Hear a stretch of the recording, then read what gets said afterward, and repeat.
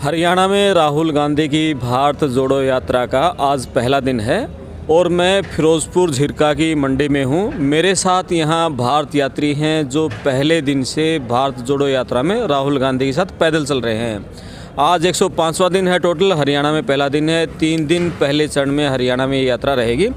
तो इस पूरी यात्रा में किस तरह का रिस्पॉन्स रहा है, कितने घंटे कितने किलोमीटर हर रोज़ पैदल चलते हैं, और वो पूरा यात्रा का एक आम आदमी अंदर की बातें जानना चाहता है, लोगों से रिस्पॉन्स से लेकर, और कितने अब तक जूतों की जो तली है वो घिस चुकी हैं, और किस तरह का खाना पीना, कितना पसीना, कितनी थकान, वो सारी बातें करेंगे। आप वीडियो अच्छी लगेगी शेयर करना, चैनल को सब्सक्राइब करना। मैं आपका दोस्त क्रमपाल बात करते हैं। वैसे नमस्कार। नमस्कार जी क्रमपाल। क्या शुभ नाम आपका? प्रमोद सहवाग जी। आप कहाँ से हो? अरे भाई आपकी जगह से ये है जींद से। दर्शकों को बताओ। जींद हरियाणा से मैं हूँ जी। हरियाणा के जींद जिले से हैं प्रमोद सहवाग जी। आप पहले दिन से ही यात्रा से हैं? हाँ, पहले दिन से चले। यात्रा स्टार्टिंग पॉइंट कहाँ था इसका? कन्याकुमारी से चले थे हम जी 7 सितंबर को, और अब तक आज 105वां दिन है हमारा यात्रा का। जी। बताओ अब तक ये, पहले तो ये बताओ कितने जोड़ी जूते की तले घिस चुकी है? जोड़ी तो जी बदलते रहते हैं। वैसे मैं अभी दिखा रहा था, तीसरे जो जोड़ी जूता है वो टूट गया है। अच्छा। अभी आपके सामने है, तीसरा टूट गया है, और 19 किलो वजन कम हो गया है। अच्छा। तो बहुत मज़ा भी आया। यात्रा सारे तरह से थी। पहले जब गए थे, जब कांग्रेस की यात्रा थी, जैसे जैसे आगे बढ़े पूरे देश के लोग मिलते रहे, तो ऐसा लगा कि भाई देश की यात्रा है। ये ना सिर्फ कांग्रेस की, देश की यात्रा है।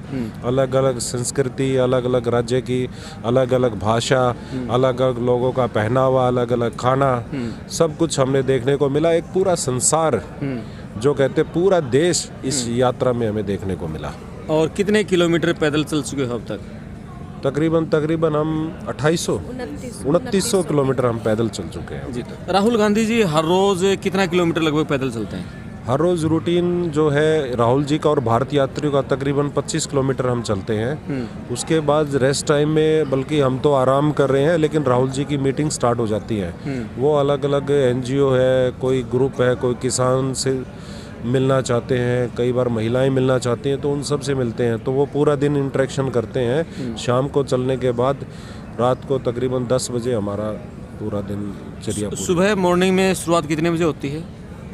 सुबह हम 6 बजे चलते हैं। उसके लिए हमें 4 बजे उठना पड़ता है। एक तरह से फौजी बन गए हैं। अच्छा। और 4 बजे उठ के नहा धो के 5:30 बजे जो हमारा तिरंगा है उसको सलामी देकर, बहन हमारी सेवा दल से है, तो वो तिरंगे को सलामी देकर उसके बाद बिल्कुल एग्जैक्ट 6 बजे हम स्टार्ट कर देते हैं यात्रा को। अच्छा। चाहे जैसे आज ठंड बहुत थी, हरियाणा में आज पहला दिन था, बहुत कोहरा धुंध था, तो भी 6 बजे चल पड़े थे? चाहे राहुल जी की एक बात है, उन्होंने कहा था चाहे आंधी आए तूफान आए, चाहे सर्दी हो चाहे गर्मी हो, कोई सा मौसम हो और कोई जगह हो, ये यात्रा नहीं रुकेगी। इसका जो शेड्यूल है वो ऐसे ही चलेगा। तो 6 बजे स्टार्ट हो जाते हैं। और हमें तो थोड़ी बहुत ठंड भी लगती है। राहुल जी तो टी-शर्ट में चल रहे हैं अब तक। अच्छा। तो लोगों का प्यार और उत्साह ठीक है, और जोश इतना है कि उससे एनर्जी उनको बहुत मिलती है। और रात को कितने बजे समाप्त करते हो फिर? हमारा अब जैसे रेस्ट करके 3 बजे फिर स्टार्ट हो जाएगी यात्रा, तो तकरीबन 5:30-6 बजे तक शाम को यात्रा चलती है। फिर हम जाएंगे नहा धो के और खाना खा के तकरीबन 10 बजे तक सारे भारतीय यात्री सो जाते हैं। तो आपका शुभ नाम है? मेरा नाम ज्योति खन्ना है। मैं हिमाचल प्रदेश से हूँ और भारत यात्री हूँ। अच्छा। भारत यात्रा में महिलाएं कितनी शामिल हैं? हमारी तकरीबन 37 महिलाएं हैं। अच्छा। जो पहले दिन से साथ चल रहे हैं पैदल? जी बिल्कुल। और टोटल पैदल यात्री कितने हैं? टोटल जो है पहले तो 120 थे, इसमें कुछ यात्री ऐसे हैं जो कन्याकुमारी से चल रहे थे, फिर अब 137 लोग हैं हमारे भारत यात्री। अच्छा। 137 हैं जो कंटिन्यू पैदल चल रहे हैं। ठीक है। तो आप महिला हो, महिलाओं का इतना पैदल चलना, ये इतनी हिम्मत कैसे जुटा पाई इतना?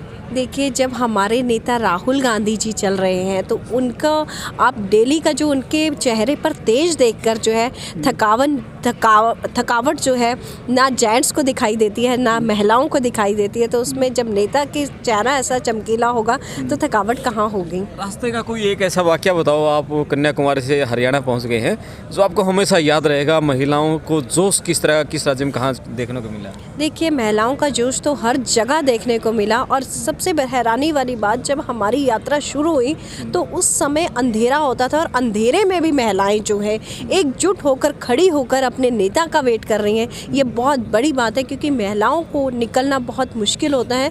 महिलाओं के ऊपर घर की जिम्मेदारी बहुत होती है, अपने घर को देखना, अपने बच्चों को देखना, अपने इन लॉज को देखना। उसके बावजूद भी वो महिलाएं अगर 5 बजे सड़क पर खड़ी हैं तो ये देखने वाली बात है कि उनको अपने देश से, अपने नेता से कितना प्रेम है। कितना प्यार है। प्रमोद जी, ये बताओ, इस यात्रा का आपको क्या लगता है, कितना बदलाव कांग्रेस में और देश में आ पाएगा?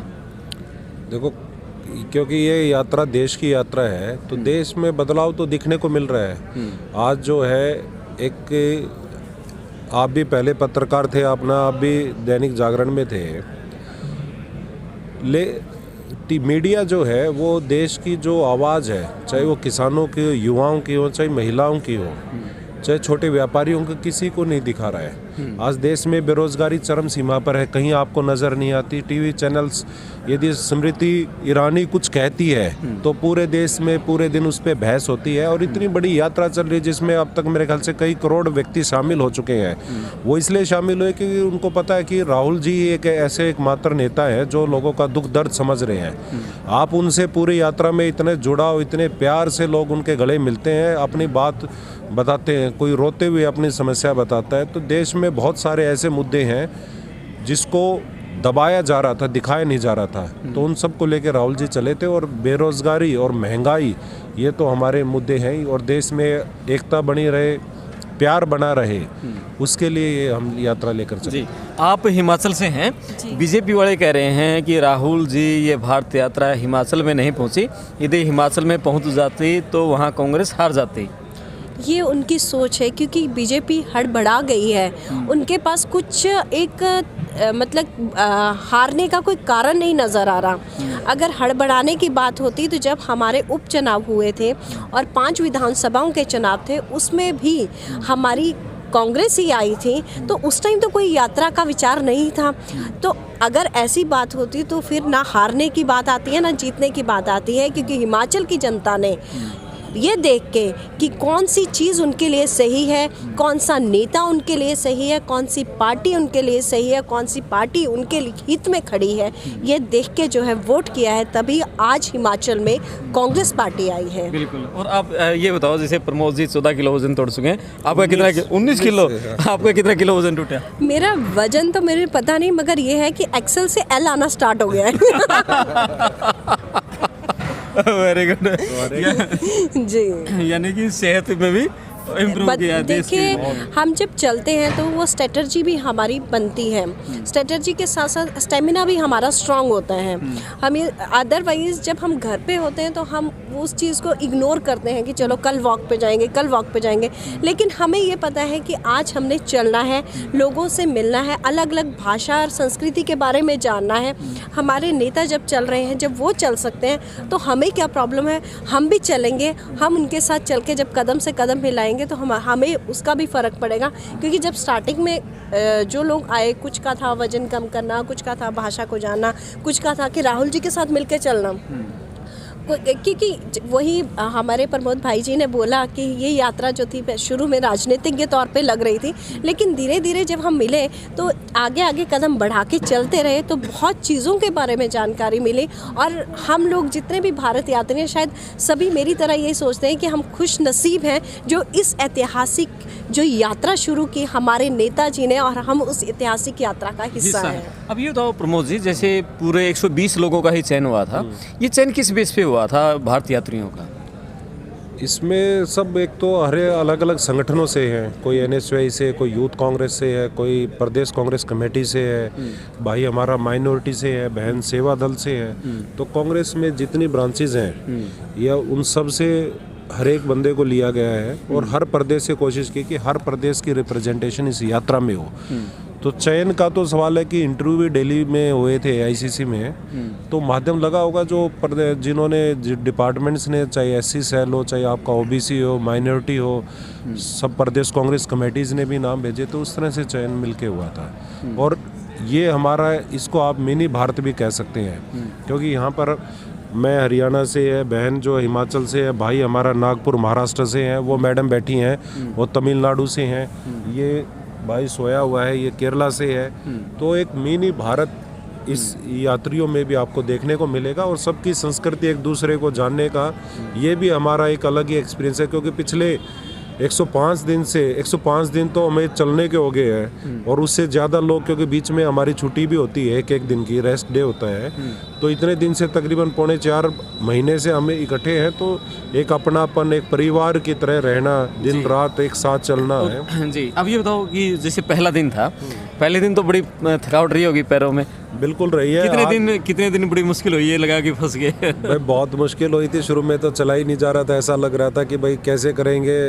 अब तो यही नहीं पता लगता कि भाई कब टाइम आ गया, अब तो देखते ही नहीं, ना किलोमीटर देखते, अब समय पता है कि भाई हम 8:30 बजे सुबह पहुंच जाएंगे डेस्टिनेशन पे। 14 है, 15 है, 16 है। और पिछले हफ्ते तो हम दौसा में थे, तो लगातार 23-24 किलोमीटर चले थे मॉर्निंग में। अच्छा, तो कोई थकान कुछ नहीं महसूस होती है। जी ठीक है। और ये बताओ आखिर में कि इस यात्रा का अब हरियाणा में पहुंची है और 2 चरणों में रहेगी हरियाणा में, 3 दिन एक रहेगी, फिर कुछ दिन फिर बाद में रहेगी। हरियाणा की राजनीति पर इस यात्रा का क्या असर पड़ेगा? हरियाणा की राजनीति पे तो पूरा असर पड़ेगा। आदमपुर बाई इलेक्शन हुआ, एक तरफा कांग्रेस ने, जबकि वो कांग्रेस में थे तो सारी यूनिट को उधर लेके गए, दूसरी तरफ बीजेपी में लेके गए, लेकिन कांग्रेस का इतना अच्छा प्रदर्शन रहा। और आज सुबह से जब चल रही है, एक अलग ही जन सैलाब उमड़ा पड़ा है। तो पूरे रोडों पे सिर्फ आदमी और सिर दिखाई देते हैं। तो इतना बदलाव मुझे लगता है कि राहुल जी की यात्रा के बाद पूरी तरह से ये विफल खट्टर सरकार जो है, ये विफल है, लोगों के हित की नहीं है, ना लोगों के बारे में सोचती है। किसान परेशान है, युवा परेशान है, हर रोज़ यहाँ पर पेपर आउट हो जाते हैं, यदि लगते हैं तो चिट्ठियाँ चलती हैं, पैसे चलते हैं, तो लोग बहुत परेशान हैं। जो ये कहते हैं उसके विपरीत इन्होंने जो वादे किए थे मैनिफेस्टो में, बुढ़ापा पेंशन बढ़ाने का आज तक बढ़ी नहीं है। तो ये तो दुष्यंत चौटाला ने इनको यदि समर्थन नहीं दिया होता, क्योंकि दुष्यंत चौटाला तो कहता था कि भाई अब की बार ये जमुना पार भाजपा के, और वो खुद उनकी गोद में जाके बैठ गया, तो ये पहले ही आउट हो जाते। लेकिन अब की बार पूरी एक तरफा ऐसा दिखाई देता है कि भाई एक तरफा कांग्रेस की लहर आएगी। जी, बहुत अच्छी बात। और इन्होंने कहा कि कांग्रेस की एक तरफा लहर आएगी और पूरे देश की संस्कृति और कांग्रेस ने पूरे देश को जोड़ने का प्रयास किया है। मैं आपका दोस्त करमपाल, धन्यवाद।